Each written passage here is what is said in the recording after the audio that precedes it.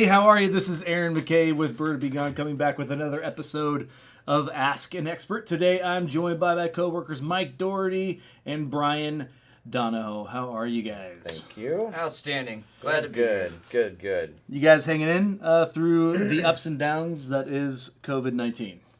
We are? We're here? All quiet by my house. Can't complain. No airplanes. yeah, right. Right, no one is flying. These are definitely strange times. It's actually caused us to be creative and come up with new ways of connecting with you, our customers. So that's why we are doing this podcast, because people call every single day, write questions every single day about bird control. And oftentimes we come across consistent themes or questions that come again and again and again. And this next question is definitely one of them. Geese, otherwise known as the poop manufacturing facilities, It is. that just lay waste to lawns and areas around small ponds and lakes. Golf courses. Golf courses are huge. So for people that are concerned about geese, this is the episode for you. We're going to talk about all things goose control, and hopefully you'll learn something. So whether you're a homeowner trying to protect your lawn right next to a pond, or you are a pest control wildlife provider trying to maybe protect or help a homeowners association or a golf course, you're going to get some good information. So who wants to jump us in to the conversation in general? Why are geese so hard to deal with? Why are they so hard? They come in large numbers. They'll hang out on. They love. There's usually a water feature and there's grass, and they eat grass. That is their staple of their diet. There's always one really good way to get rid of them, but you can't do that. It's not legal. Yeah. Not in this country. Well, I know they're big. They're big and aggressive. They're big. They're They show aggressive. in force. Especially when they have a nest nearby. The problem they cause if they nest in the plant features around an office building, or they can come out and attack people, so they can cause a liability problem if someone falls. Sure. They're migratory, so they're basically over the entire country at one point or another, so they can just leave a trail of poop, like you said. Dark, black, greasy poop. From Canada to the southern border of Texas. Absolutely. Geese population have actually exploded over the last 10 years. So they're expanding everywhere. I think particularly in Denver and some of those markets, geese are taking over cemeteries, which is crazy. And as you mentioned, if they've nested in a location, being monogamous mating pairs, they'll go back to that location year in and year out until that habitat becomes unfavorable. Right? Absolutely. And an ignored goose problem is a growing goose problem, and it's a really, really messy goose problem. It is, and there's parts of the country now where geese are actually staying there the whole year. Yeah. And off the top of my head, I can think of Denver, where they're staying year round. They're almost calling them a subspecies. I don't know if it's there yet, but they're staying and just thriving all year round, and park lakes and things like that. So, to Aaron's point, they're exploding and their habits are changing. So, naturally, problems occur with them. At one point, a historical fact, at one point in the early part of the 19th century, they were almost extinct. And that's one of the reasons why they enacted the Migratory Bird Treaty Act. Somewhere around the turn of the century, into the 1900s, they were almost extinct. Wow. So then they're a good comeback story, too. Yeah. Everyone loves a comeback story. Everybody loves a comeback story. It's the American dream right there. So, as far as a strategy, if you do have a migratory population that comes back, one of the best practices to get some of the methylanthralate on the grass before they come back. Get any of your audio or visual deterrents to harass them as they start trying to come in. So getting that in place versus they come in, establish, and then when a homeowner or a homeowner association wants to get rid of them, after that point it can be harder to move them once they've established and laid their eggs and they've got the babies. Yep. If you see babies, it's over. You got to just wait. There's nothing you can do. Yeah, and they get rid of them. They are technically a migratory bird, so they are protected. Right. Yep. Right. And when they're migrating, they're eating. They're stopping to rest. They're stopping to eat. So if you can get ahead of that, take away that food source right away. While they're migrating, they're not going to stop somewhere where it's not giving them the nutrients they need to keep flying. So that's something to keep in mind too.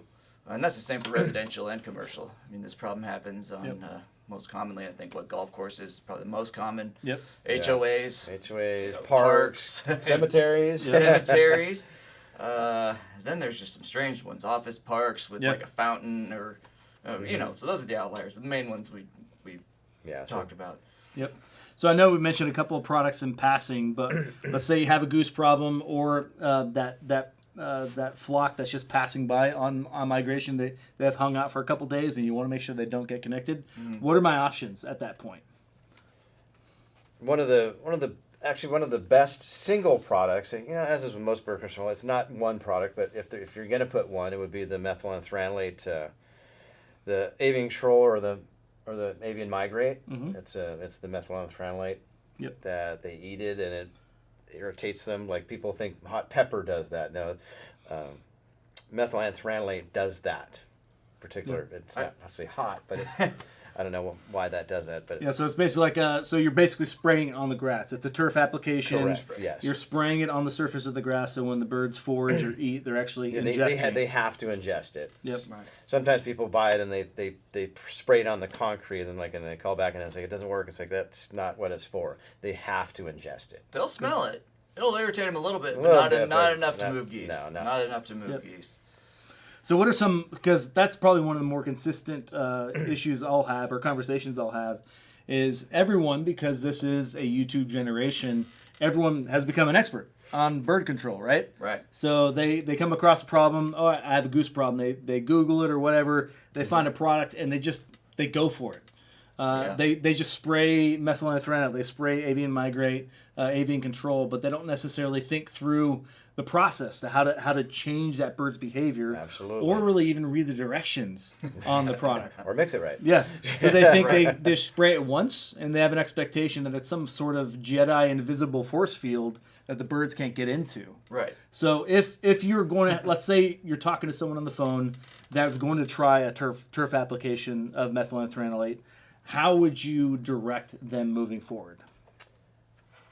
Here's how I look at it. It's like, how often are you mowing the grass? How often are you watering the grass? And how are people on it all the time? Like a golf course, it's kind of hard to do it for a golf course, but you got to gauge what kind of traffic and activity is going to be on that grass. Yep. Because all those things, mowing, watering, traffic, what does that do? It reduces it takes it away and it reduces the effectiveness. So general idea is about every 2 weeks. But if you have more activity, you shorten that time frame. What about initially? You want to hit it a couple times. You want maybe once, and then maybe 3-4 days later. Again, keep in mind the weather, if it's going to rain, stuff like that. So it's not a systemic product; it's topical. Systemic means that it would soak into the roots and come up and grow in through the grass. Yep. So it's topical, not systemic. Yep. There you go. Another good thing to do with this product is get any of the harassment techniques, the green laser, the agri laser, those things work really, really well. Yep. So with geese, you want to get a combo effect. There you go. That's good. Of multiple types. You got the taste, you get the sight. You can run dogs at them. You can just the coyote decoy. Yep. All right. So what I've seen in the laser, I personally had the chance to use it, that they do not like that green laser. Sure. They hate it. And lasers have come a long way. Yep. Yeah, even since we have some the very, past 5 years, and very it does work. And the combination's always the best way to go at geese because they're tough birds, and it's not like they're sitting on a ledge or anything. They're out in open space, which always presents a problem. So combination methylantranolate laser ideally. If you'd have to use one or the other, probably methylantranolate. It's tried and true. It works. Takes away their food source. Mm-hmm. But laser is a good option. You have to have someone who's operating the laser. That is the thing. It's the time and the energy. Someone has to be there. You can't just and it takes some persistence. But it does the job. And it does it quickly when you get it. It does do it quickly. It's fun. Well, typically when a homeowner has a goose problem, their first response is to go with the most affordable solution, right? And when we're talking about deterring pest geese, the lowest cost or most affordable solution is probably the coyote decoy. It is. So where do homeowners go wrong when they're installing or trying to use a decoy solution to solve their bird problem with geese? Off the top of my head, they don't move it around. That's exactly right. That doesn't get moved or changed up. You have to. Coyotes don't sit in the same place for 3 weeks. That's a dead coyote. Right. Just like it is with the other methods. You got to change it up. You got to move it around. So you're trying to reproduce a predator in their environment, and predators are obviously in motion, hunting. So you want to throw them off guard. Yep. I know that I personally have visited my grandmother in Indiana. And they had those coyote decoys up at a pond, scared the hell out of me. I didn't know it was there. I turned around, I'm going, oh man. So it looks the part if you can move it around. Right. And it is a good starting point. It's easy. Yep. Anybody can do that. So. Yeah, no, I literally had a conversation with a homeowner yesterday, and they were angry. They actually gave us a 1-star review on a coyote decoy. They said, we set it up, it worked great for 4 days, and then the birds were literally eating grass right next to it. Right. So it can be very, very effective, but you need to be committed to moving it, ideally daily, if not every other day. Every other day. Right. Just change it up. And that gave you a good point of reference too. They said it worked for 4 days. So right. that's kind of your max time. Yep. So if you need a regimented time, one working after 4, so let's say 3. Yeah. Hey, we'll go with that. Sounds good to me. You need to know a number. Another thing that we've heard people do is they've erected, obviously the geese, if someone has a water feature, they're backed up to a lake or something like that, they'll put a netting around the edge of the water about 1.5 feet tall. Yep, there you go. So it just kind of prevents them from coming up and eating that grass. Just makes it a little harder for them to gain entry to the property. It's just a temporary thing that someone can put up with some posts, and it's pretty easy. Yeah, because typically geese, when they're flying into a habitat, they're flying into and taking off from water. Correct. Almost always. So if you can make it difficult for them to transition from the water to the land, you're going to make it a much less ideal environment for them to hang out. Right. And I think it's important to understand, too, when it comes to geese, you're looking for reduction. You're looking for a really high reduction.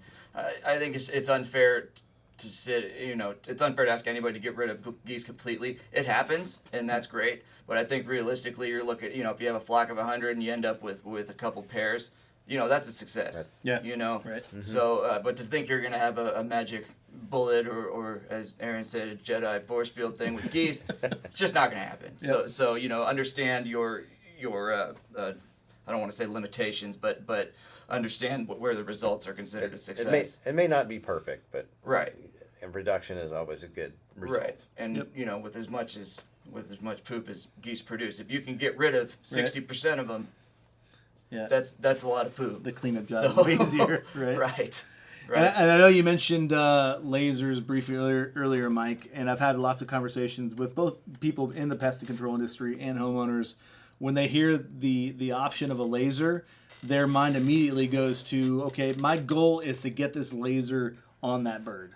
I need to shine the laser on the bird because the laser is going to scare that bird away. Or even saying, hey, I'm going to shine this laser on the bird's eyes because that's going to impact them the most. But how do you actually use a laser effectively?